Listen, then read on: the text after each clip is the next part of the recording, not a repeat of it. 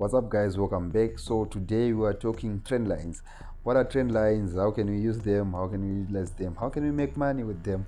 Above all, right? So basically trend lines are diagonal, support and resistance. So almost all the concepts that we were talking about on support and resistance can also apply using trend lines, right? But on trend lines, the only difference is you need at least a minimum of 2 points in order to plot them, right? Unlike support and resistance where you can use just 1 point, with trend lines you need at least 2 points that you can connect in order to trade your trend lines, right? So what is a trend line? Trend line is, as I said, it's just a diagonal, support and resistance, right? But trend lines are very powerful, even more powerful than, I wouldn't like to say more powerful than support and resistance, but I think that they are, right? Because not everyone knows how we can use trend lines, which makes them a little bit more powerful. Because everyone can see support and resistance, but trend lines, not everyone knows exactly how you can use this. So what are trend lines? How can you draw them correctly, right? So first of all, what you have to know is when you're drawing your trend lines, make sure that you connect all the most points, right, that you can connect, right? If possible, just draw up to the week, right? You don't have to measure up to the body, but up to the week of so up to the last week, right? So the point that connects most of your areas, right? So over here you can see that it marks this area, it marks this area, it highlights this area, these two areas, right?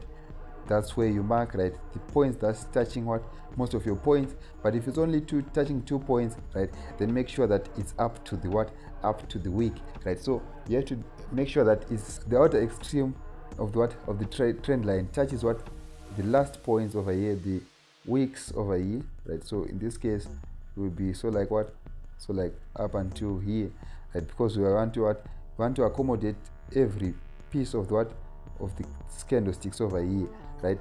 But if you see that, let's take this for example, right? You can also mark this because we've got market is touching one over here, 2, 3, right? Because we want to accommodate all those 3 areas, right? So that's how you can mark your trend lines, right? So it's just the same as we were saying for support and resistance, right? So let's take this for example over here,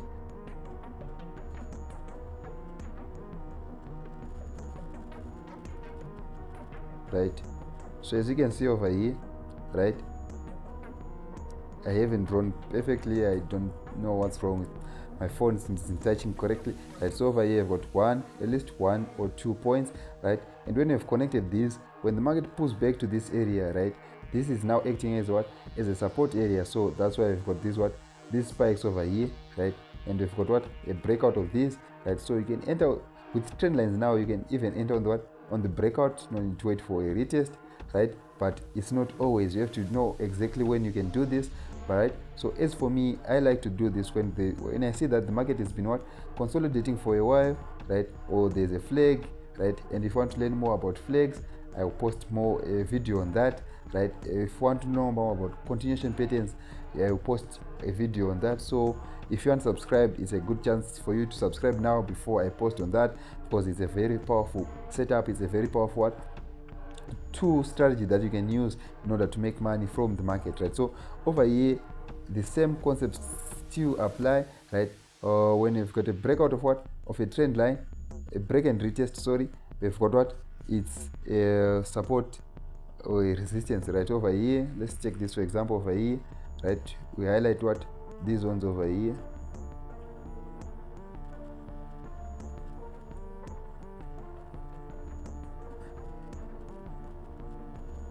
right?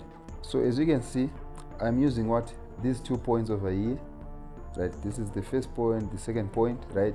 And as you can see, when the market put back to this area, it spiked, right? Came back again, it spiked again, over here again, it spiked, right? So this is the power of support and resistance on trend lines, right? So this area over here, it was a resistance in this case, right? But when we've got a breakout and a retest to that area, it's still there's some concepts that we were talking about, about support and resistance. So if you haven't watched the video on support and resistance, I will link it in the description down below, or you can just search support and resistance. You can just scroll down and you see this video, right? You'll be able to see it, right? So it's a very powerful strategy, and it's a very powerful indicator, right? So if you want to learn more about how you use trend lines in order to trade flags, trade wedges, and all those continuation patterns, then subscribe to get notified when I post that video, right? So I think that's, what else can I say about trend lines, right? You just have to be able to draw them, just practice them, and you'll be able to get the hang of this. And I promise you guys, if you get this, you'll be, I would want to say, unstoppable, because yeah, the market does have its own way of stopping us. It does have its own way of disciplining us, right? So over here, as you can see, it's another example. We've got 1, 2 touches over here. This one didn't quite touch, right? And over here we've got a retest of that, and also testing this zone flip over here. If you don't know about zone flips, again, go watch that video, right? And as you can see, it's a powerful strategy again, right? You can enter again on the breakout of trend lines, right?